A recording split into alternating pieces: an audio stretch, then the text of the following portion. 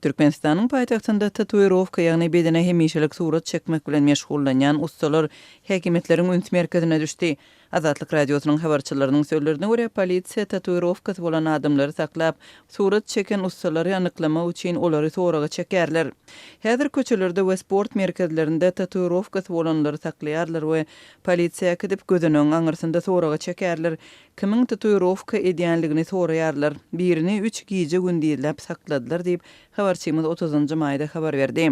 Azatlygyň Aşgabatdaky habarçylarynyň sözlerine görä, ustalaryň gözlege düşmegine 10 güne golay wagt boldy. Umuman häzir ustalary anyklaýarlar we izlerleýärler. Şol sanda elitni diýilen gözellik salonlarynda işleýänleri.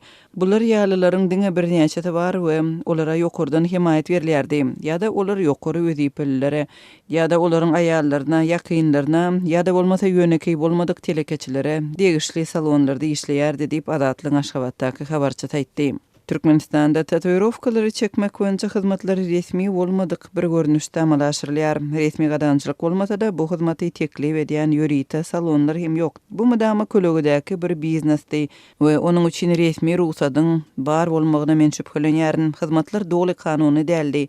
Ýokary hili tatu edip bilýän birnäçe elitni salonlar bardy. Olaryň işgärleri öwrenmek üçin Türkiýe we Moskwa barýardy. Moda bolsa modadyr, hyzmatyň haridary köpdi we ol gymmatdy. Meselem arkaňa ajdarha ýaly bir zatlary çekdirmegiň bahasy $100 ýetýär. Käte has gymmada düşýär diýip Türkmenistanda tatu hyzmaty barada habarly çeşmämiz adynyň efirde tutulmazlyk şerti bilen gurrun berdi. Häkimetleriň tatu ustalaryny gözläp tapmak boýunça soňky hereketleri Türkmenistanyň ýaşaýjylarynyň daş görnüşine amala aşyrýan gözekçiliginiň soňky netijelerinden biridir.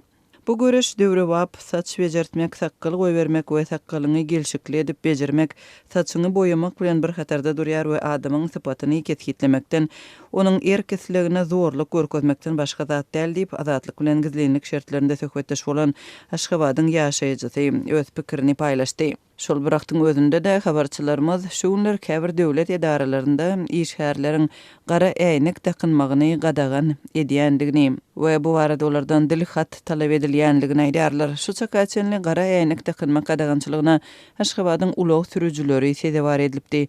Polisiýanyň işgärleri bu gadagançylygy ýol hereketiniň howpsuzlygy üçin derurdygyny aýdypdy. Ýa-ni ýakynda Türkmenistanyň prezidenti köpçüligiň öňünde ýygy-ýygydan äýnekli çykyp başlady. Türkmenistanyň häkimetleri soňky ýyllarda ilatyň daş keşfine degişli dürli çäklendirmeleriň ençemesini girizip temawlaryň sebäplerini resmi taýdan düşündirmändi. Azatlygyň türkmen resmiýetlerinden bu arada kommentariýa almak boýunça eden köp sanly synançyklary hem netije bermedi. Dürli ýyllarda ýurt ýaşaýjylaryna altyn diş, murt sakkal, boýalan saç gadagan edilipdi. Soňky aýlarda türkmen häkimetleriniň raýatlaryň daş keşfine degişli talaplary ýurduň serhetleriniň daşyna hem çykdy.